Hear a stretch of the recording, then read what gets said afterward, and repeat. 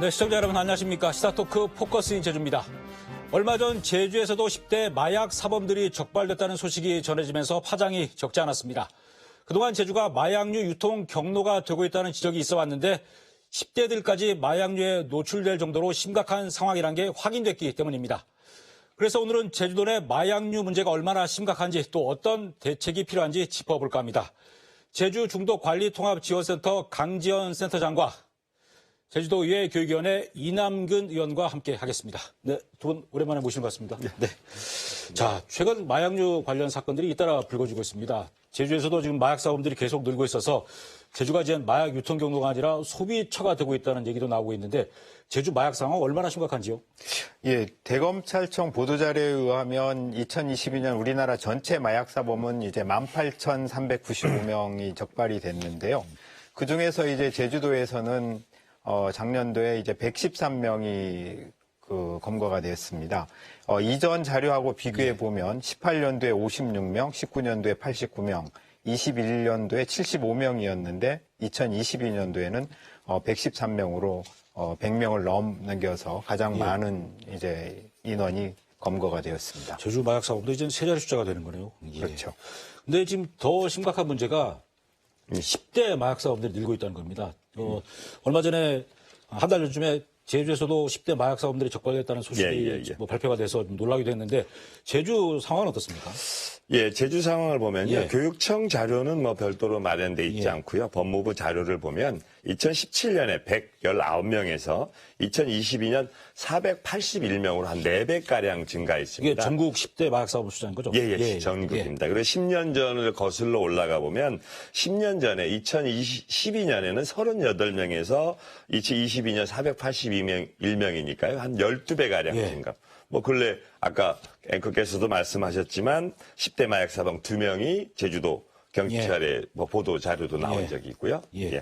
지난해 말에 그 적발된 10대 여자 청소년 같은 경우에는 40대 남성이 조건 만남을 하면서 이 케타민하고 대마초를 9차례나 흡입하게 했더라고요. 그러니까 그 정도로 지금 상황이 심각한 건데 이렇게 10대하고 20대 마약 사범이 늘고 있는 게 저희들이 흔히 말하는 필로폰이나 코카인 같은 마약이 아니라 비싸고 구하기 어려우니까 쉽게 구할 수 있는 신종 마약으로 불리는 향정신성 의약품이 늘고 있기 때문인데 지금 신종 마약으로 등장한 약품들이 어떤 게 있는지요?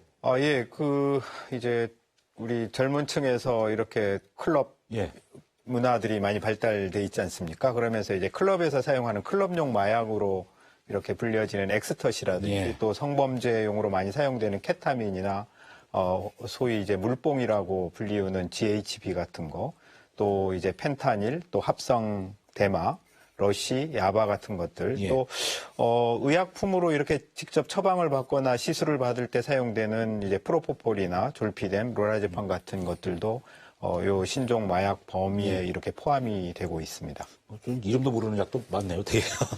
제가 뭐 얼마 전에 TV 보니까 그 필라델피아 마약 중독자 거리에서 전에는 이 펜타닐, 그 진통제인 펜타닐이 유행해서 문제였는데 최근에는 동물 마취제인 이 자일라진이라는 약품이 또 유행해서 상황이 더 안 좋아졌답니다. 근데 이런 약품들이 국내로 들어오고 또 제주로 들어와서 10대들도 쓸 수 있는 상황이라서 걱정인데 계속 늘겠죠, 이런 약품들이? 예, 더 계속 늘어날 것 같습니다. 과거에는 이제 우리가 순수하게 이제 마약이라고 불리우는 어떤 이제 코케인이라든지 필로폰이라든지 이런 것에 이제 사용들이 있었다면은 그거는 이제 비싸고 구하기가 좀 어려운 이제 어려워서 이렇게 쉽게 이렇게 전파되지 않는 것이 있었다면 최근에 이제 이런 클럽용 마약이라든지 이런 것들은 아주 쉽게 전파될 수 있어서 또 이제 가격도 싸고요. 그래서 젊은 층에서 접근이 쉬워진 것 같습니다.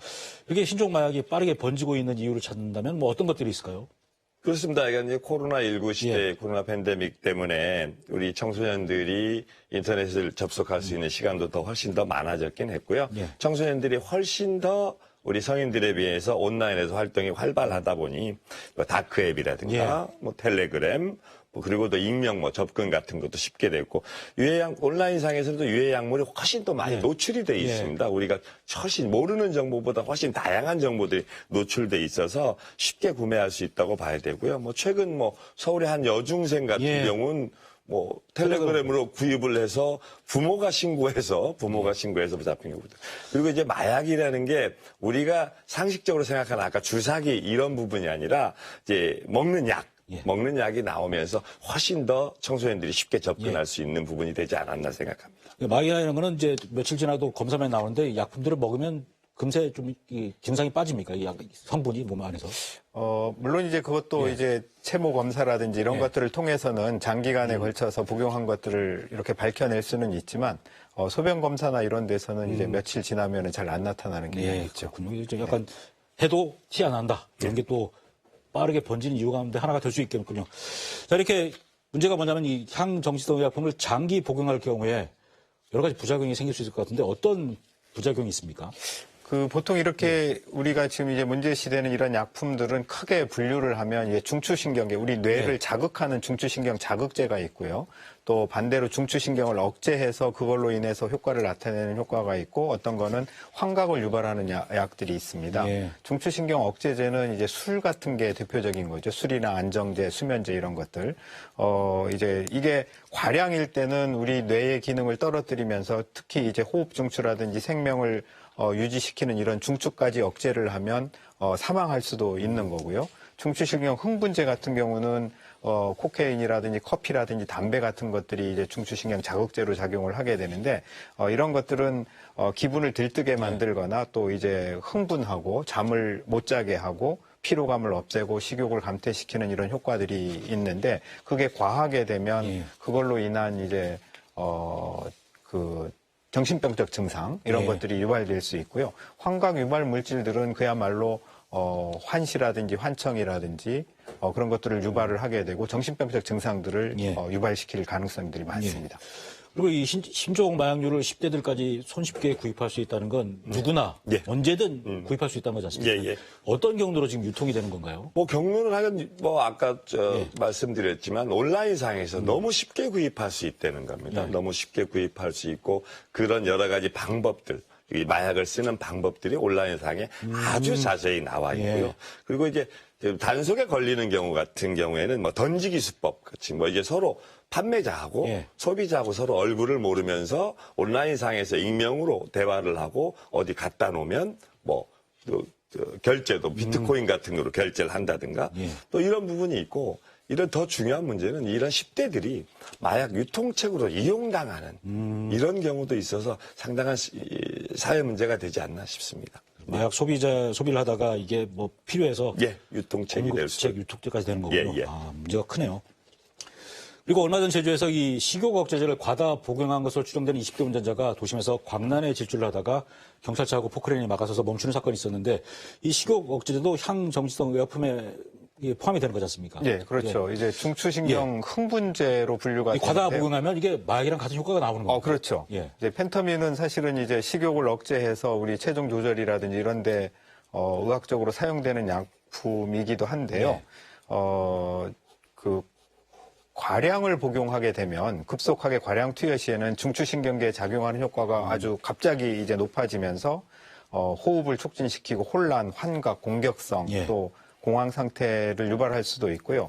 아주 이제 용량이 높을 때는 경련이라든지 혼수 상태 또 이제 중추신경계 흥분 이런 증상들을 포함을 한 정신병적 증상들을 유발할 수 있게 되죠. 마약이랑 똑같네요. 그렇죠. 근데 이 보건복지부 조사 자료를 보니까 최근 3년간 이 식욕 억제제 처방 가운데 10대하고 20대 처방 비율이 20%나 됐습니다. 그리고 특히 이 외모에 관심 많은 10대들의 처방 비율이 계속 높아지고 있는데 그러면 이것도 앞으로 계속 문제가 되는 거예요? 문제가 되겠죠. 근데 지금 인터넷에 들어가면 뼈말라족이라고 있습니다. 뼈말라족. 요즘 뭐 젊은 우리 10대들이 워낙 살에 관심이 많고 이렇게 다이어트에 관심, 극단적인 다이어트 방법이죠. 이게 일명 나비약이라고 불리는 건데 나비약은 16세 이하는 처방이 안 되게끔 되어 있습니다. 16세 이상이라야 처방이 되는 건데 16세 이상 처방이 되고 이런 식욕 억제제 같은 분들이 아주 부적절하게 그러니까 예를 들어서 17세 18세 애들이 뭐 대량으로 이게 사서 애들한테 또 이게 유통을 하고 그걸 이제 뭐 예를 들어서 1,000원에 산 걸 5,000원에 판다든가 약간의 이게 형태, 자기의 수입의 형태로까지도 이용이 되고 있다는 이런 사회 문제가 또 대두되고 있습니다. 뭐 부분적으로 언급이 좀 되긴 했습니다만 이렇게 10대들 사이에서 마약류가 빠르게 번지고 있는 뭐 또 여러 가지 이유가 있을 것 같은데 어떤 이유가 때문이라고 보시는지요? 예, 10대 마약 사범이 이렇게 이제 빠르게 이제 증가하는 이유는 첫 번째는 이게 유통이 좀 쉬워졌다. 예, 그래서 접근성이 좋아졌고 또 예전같이 꼭 주사기를 통하거나 이러는 것이 아니라 먹거나 또는 이제 피부에 붙이거나 하는 형태로 이제 사용이 되기 때문에 거부감이 좀 덜한 것도 있을 것 같고요. 또 SNS를 통해서 인터넷 광고 등으로 쉽게 이제 접근할 수 있는 통로들이 지금 돼 있고 그걸 이제 단속하기가 그렇게 쉽지 않다는 거. 그리고 청소년기의 특성상 이 청소년기에는 스트레스에 취약하고 호기심 이런 것들이 많은 시기일 뿐만 아니라 우리나라의 입시 현실이라든지 취업 뭐 이런 심리적인 어떤 스트레스들이 굉장히 많은 시기이죠. 그래서 이러한 것들이 스트레스를 해결하지 못하는 이런 상황에서 이제 우연히 어떻게 접근이 됐던 이런 방식에 의해서 그쪽으로 쉽게 빠져들 수 있는 이런 것들이 있는 것 같고요.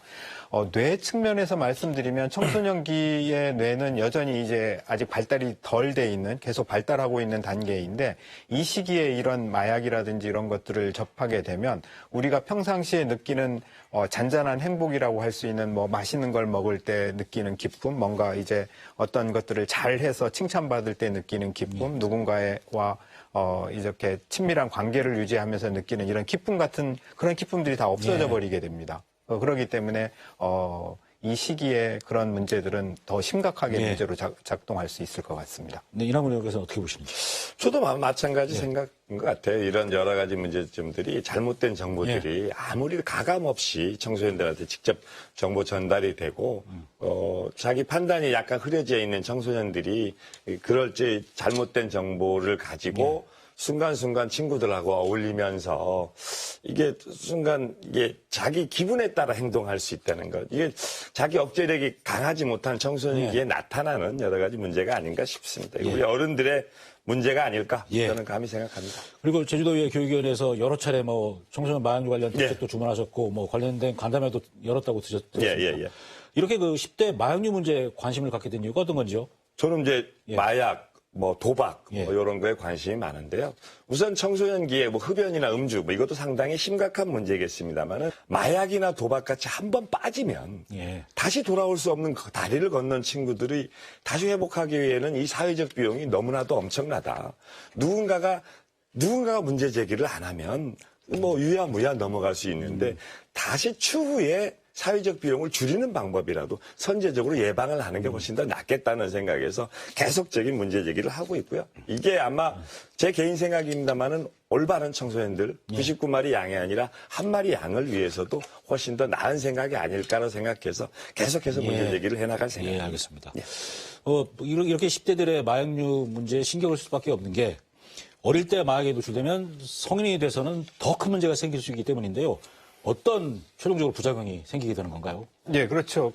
이 시기에 아까 잠깐 말씀드렸습니다만은 이제 뇌가 발달하는 시기인데요. 특히 이제 우리 전두엽, 뭔가를 통제하고 계획하고 결정하고 통찰하고 감정이나 욕망을 이렇게 조절할 수 있는 뇌가 이제 전두엽 중에서도 전전두엽이라고 불리우는 이 부분인데 이 부분은 한 25살까지 계속해서 조금씩 이제 성장을 하게 됩니다. 그런데 청소년기에 이런 마약이라든지 이런 데 노출이 되게 되면 그 부분에 성숙이 더뎌지거나 이제 잘 안 되는 경우들이 생기게 되고 결국은 충동 조절의 문제라든지 감정 조절의 문제를 가진 성인으로 이렇게 성장해 버린다는 거죠.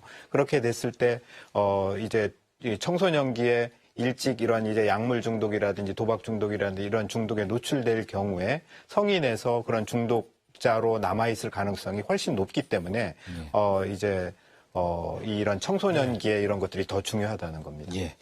그 10대 마약류 문제가 커지자 여러 가지 대책들이 논의가 되기 시작했습니다. 그리고 제주도 교육청에서 보니까 초중고 학생 수준에 맞는 마약류 중독 예방 교육 교재를 전국 최초로 만들었습니다. 전국 최초로 만들었습니다. 그게 제대로 만들어져 있습니까? 글쎄 제가 전문가적 식견이 좀 모자라서 자료는 봤습니다만은 뭐 제대로 잘 만들어졌는지 이런 건 잘 모르겠는데요.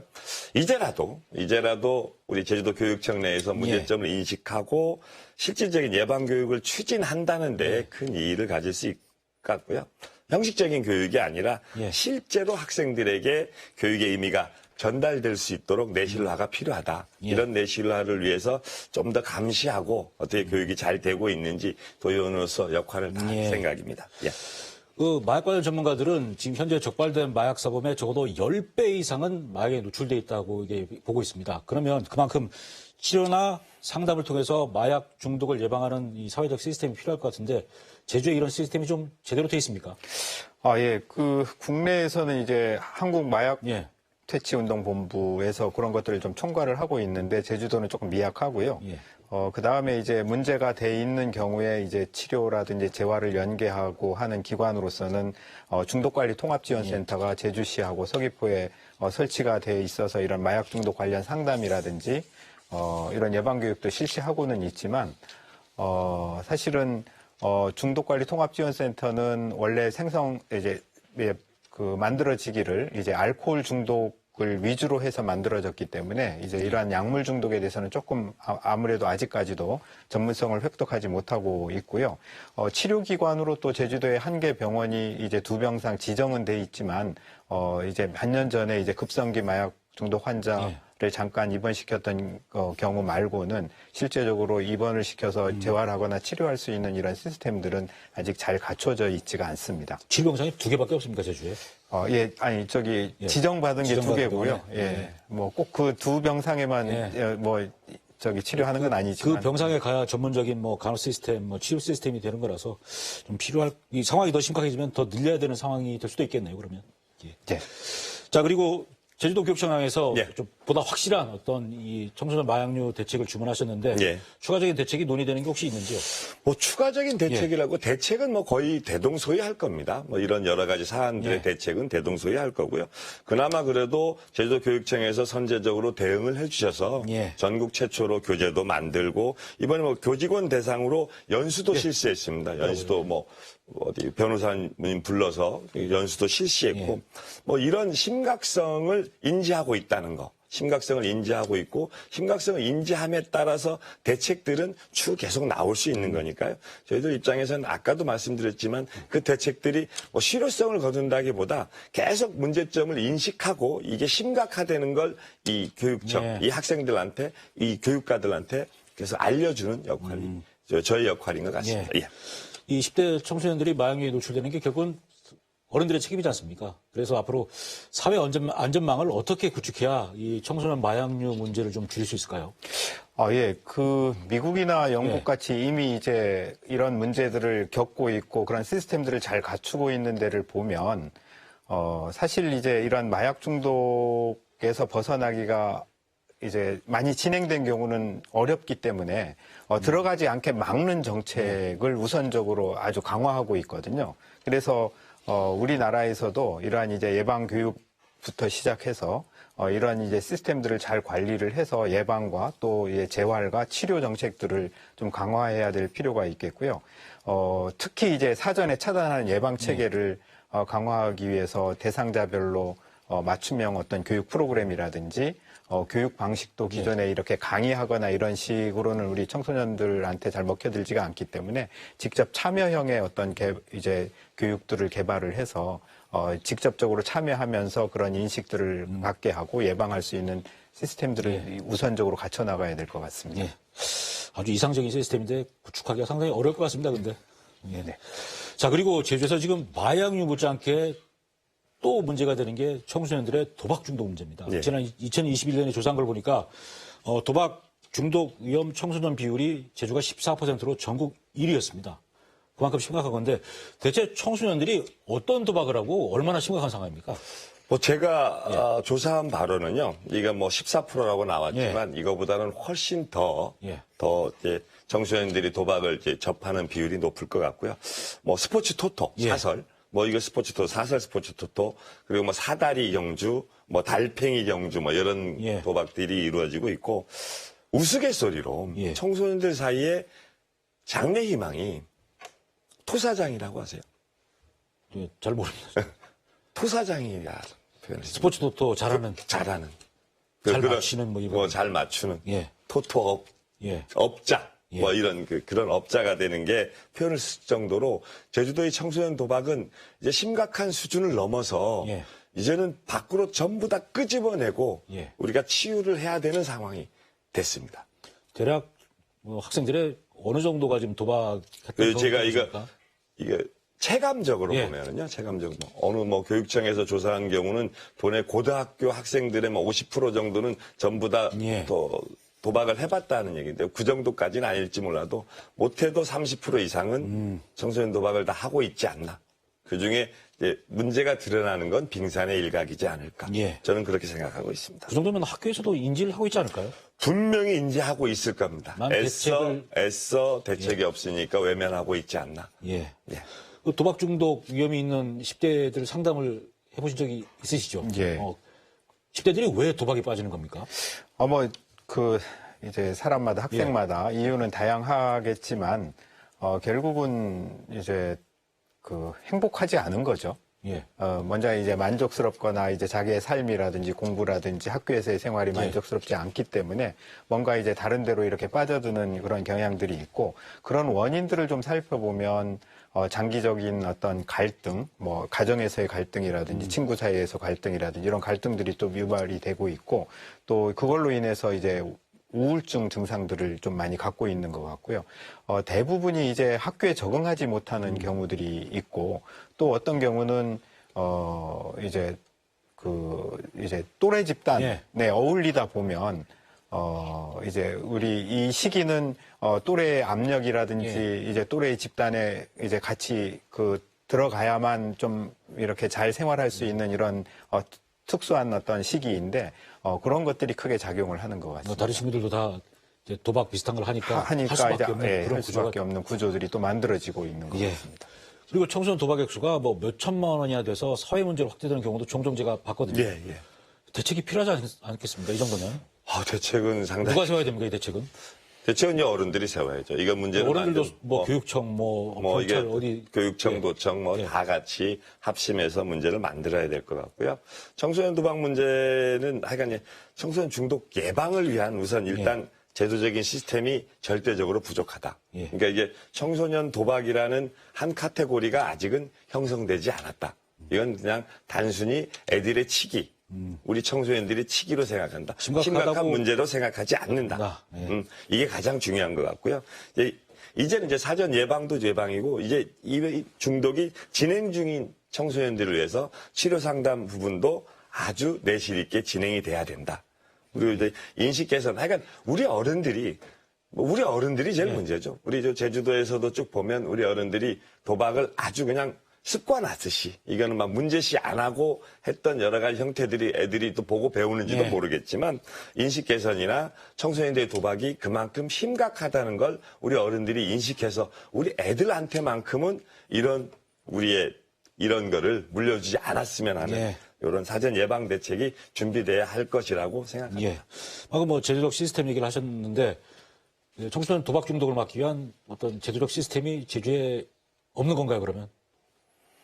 뚜렷하게는 없지만 지금 이제 교육청과 함께 이제 예방 교육은 꾸준히 하고 있습니다. 도박 중독 도박 문제 관리 센터에서 교육청과 같이 해서 예방 교육을 꾸준히 하고 있는데 사실 이제 우리 청소년들의 이런 문제들은 사실 어른의 문제죠. 어른의 문제들이 결국은 이제 청소년의 문제로 다시 나오는 것이기 때문에 이제 어른의 문제는 사회의 문제일 것이고요.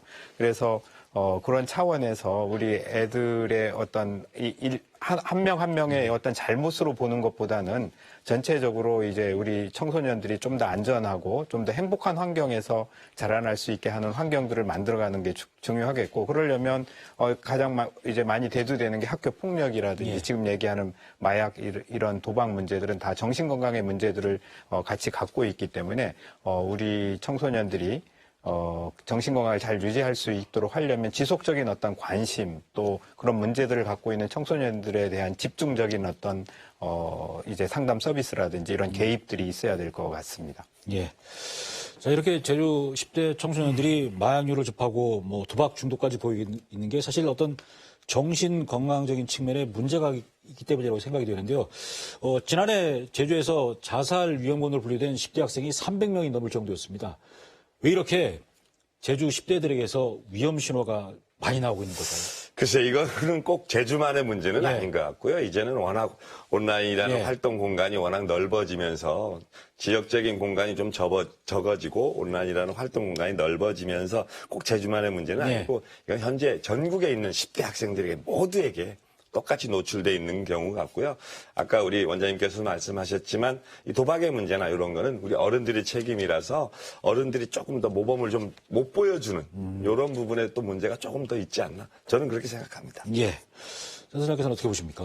그 가족에 대한 유대감이 클수록 실제로 어떤 청소년들의 위험 행동은 줄어든다라는 이제 보고 자료들이 있거든요. 그러니까 이제 청소년들의 문제는 결국은 부모의 문제일 수가 있습니다. 그럼 부모의 문제들은 뭘까? 우리 제주 지역 사회에서 모임이 너무 많습니다. 제가 개인적으로 볼 때는 너무 밖으로 나가서 생활하는 이런 것들이 이제 가족 중심의 어떤 이제 문화보다는 지역과 같이 어울리는 뭐 이게 이제 장점으로도 이렇게 그 볼 수 있는 거긴 하지만 그게 조금 지나치다 보니까 외부에서 회식하거나 이렇게 모임 문화가 너무 많이 활성화되어 있고 그러다 보니까 조금 이제 청소년들이 부모의 어떤 사랑이라든지 관심이라든지 이런 것들을 계속 받아야 될 시기에 조금 덜 받고 있는 거 아닌가 이런 생각들이 듭니다. 제주 학생들의 정신 건강적인 측면에서 이렇게 문제가 좀 있는 거 아닙니까? 그래도 그렇죠. 예. 그런 것들이 결국은 우려해야 될 부분이 어떤 건지. 그래서 이제 아까 말씀해 주셨듯이 이제 자살 위험 예. 또는 자살자들이 청소년 자살률이 제주가 높게 나타나고 있고요. 또 청소년 비만율이 또 상당히 높습니다. 비만은 결국은 운동 또는 이제 먹는 것이 이제 밀접하게 관련이 있는데 우리가 불규칙하게 먹는다든지 패스트푸드를 너무 많이 먹는다든지 그거는 집에서 이제 삼시세끼를 잘 챙겨주지 못한다는 반증일 수도 있습니다. 어쩌면 우리 이제 제주의 여성들이 이제 직업을 갖고 일을 하고 있는 비율이 이제 다른 지역에 비해서 월등히 높죠. 예. 그러다 보면 이제 집에서 이렇게 챙겨줄 수 있는 가능성은 조금 줄어들지 않을까. 예. 그래서 패스트푸드를 더 많이 이렇게 먹고 있지 않나 하는 것도 이제 하나의 우려되는 지점이고요. 또 하나는 잘 걷지를 않습니다. 걷기 실천율이 제주도가 거의 꼴찌지요. 그래서 그런 것들이 다 같이 겹쳐져 있는 것 같고 청소년기 우울증 이런 비율들도 높게 나타나고 있기 때문에 결국 그런 것들이 심해지고 잘 관리가 안 되면 자살로 갈 수 있는 위험성들이 있기 때문에 그런 단계에서부터 개입이 필요하리라고 생각합니다. 예. 극단적인 선택을 고민하는 학생들이 많다는 건 결국 이제 뭐 도박이나 마약류 유혹에 쉽게 흔들릴 수도 있다는 거 아닙니까? 예. 아, 그렇군요. 이렇게 10대 청소년들의 건강에 어떤 정신건강에 이상적인 부분이 있다는 게 결국은 뭐 마약류나 도박을 접하는 거고 또 이게 나아가면 또 학교폭력으로 이어지고 이렇게 돌고 도는 문제가 생기는데 이런 위험 신호를 좀 회복시킬 수 있는 대책이 없을까요? 글쎄, 뭐 대책이라면 뭐 여러 가지 뭐 모든 개체들이 다 같이 노력을 해야 되겠습니다만은 뭐 학교 폭력 부분이 어느 게 선이다. 뭐 도박이 선이다, 학교 폭력이 선이다, 마약이 선이다. 이게 먼저를 할 건 없고요. 실례로 제가 교육위원회를 하면서 교육청의 안에 내부에서도 보면 이 세 가지, 네 가지 문제가 관련 부서가 다 틀립니다. 예. 도박도 실제 고스톱 치는 도박이 틀리고 온라인 도박이 틀립니다. 예? 음주도 마약이 틀리고 흡연 음주가 또 틀립니다. 이런 거는 이 청소년들을 위한 정신건강적인 문제는 한 군데로 모아서 좀 더 식견이 있는 전문가들을 통해서 뭐 우리 교육자들도 교육가족들도 마찬가지지만 한데 어우러지고 여러 가지 이 시스템을 통해서 한꺼번에 회복하고 한꺼번에 좀 관리하고 또 뭐 이런 시스템이 돼야 되지 않을까. 이런 대책 방안들이 마련돼야 되지 않을까. 그리고 사후 약방문이라서 되고 난 다음에 하는 게 아니라 예방 대책들. 그리고 선제 조사를 통해서 할 수 있는 이 가능성이 있는 친구들을 끄집어내서 미리 예방하게끔 하는 이런 대책들이 절실하지 않나 그렇게 생각됩니다. 마약류라든가 도박 관련돼서 학생들 전수조사했던 사례가 혹시 있나요? 우리도 이번 이걸 보면서 제가 10대 때 한번 전수조사를 했다고 그러더라고요. 근데 아까 우리 원장님께서 얘기했지만 전수조사를 했는데 교육청도 약간의 그 반대 의견도 필요하고 전수조사가 유야무야 끝난 것 같은 생각은 있습니다. 센터장께서는 어떤 대책 필요하다고 보시는지요? 일단은 이제 유입되는 걸 막는 예방 대책과 이미 유입돼서 이렇게 문제를 갖고 있는 우리 청소년들에 대한 개입 두 가지 측면에서 동시에 가야 된다고 봅니다. 그래서 예방 교육부터 시작한 이제 개입을 막는, 유입을 막는 정책이 이제 한쪽에서는 이루어져야 되겠고 또 한쪽에서는 이미 이런 문제들을 겪고 있는 우리 청소년들이 빨리 이렇게 빠져나올 수 있게 회복할 수 있게 도우는 회복과 지원을 할 수 있는 이런 시스템들을 동시에 구축해 나가야 된다고 생각합니다. 알겠습니다. 이 10대들에게서 이렇게 여러 가지 위험 신호가 나오고 있는 게 사실 어른들 책임지 않습니까? 이제 10대들에게 전하는 반성과 유례 메시지를 보낸다면 어떤 걸까요? 마지막 정리 말씀을 대신해서 듣겠습니다. 먼저 이남근 의원님. 글쎄요, 예. 죄송하죠. 저희들이 지난 사과 이게 저희 어른들의 잘못으로 청소년들이 좀 더 좋은 환경에서 교육도 받고 좋은 환경에서 좋은 세상에서 이렇게 해야 되는데 코로나 팬데믹이라는 여러 가지 상황도 있었습니다만은 어른들의 잘못으로 인해서 좀 더 좋은 환경이 안 되는 청소년들한테는 정말 죄송하고요. 앞으로도 이런 환경이 꼭 아이들만의 문제가 아니라 우리들의 문제, 아까 우리 원장님께서도 얘기했지만 가족의 문제로 대두돼서 가장 문제 해결의 출발점이 가족이 됐으면 하는 마음이 있습니다. 그리고 청소년들 절대 기죽지 마시고요. 그렇다고 이런 유해 환경에 노출되는 거 뻔히 다 아시잖아요. 네, 노출되지 마시고 좀 더 재밌게 즐겁게 이 세상 살아가는 게 좋을 것 같습니다. 이게 말이 됐나 모르겠습니다. 알겠습니다. 센터장께서는 그 청소년 시기는 굉장히 많은 호기심으로 여러 가지를 시도해 볼 수 있는 시기입니다. 근데 그러다 보면 실수를 할 수 있고 또 이제 실패를 할 수도 있지만 그걸 두려워하지 말고 이제 도전을 계속 한다면 이러한 문제들도 조금씩 해결해 나갈 수 있지 않을까 생각합니다. 예, 알겠습니다. 오늘 두 말씀 잘 들었고 이런 문제에 대해서 계속 관심을 가져주시기 바라겠습니다. 오늘 감사합니다. 예, 고맙습니다.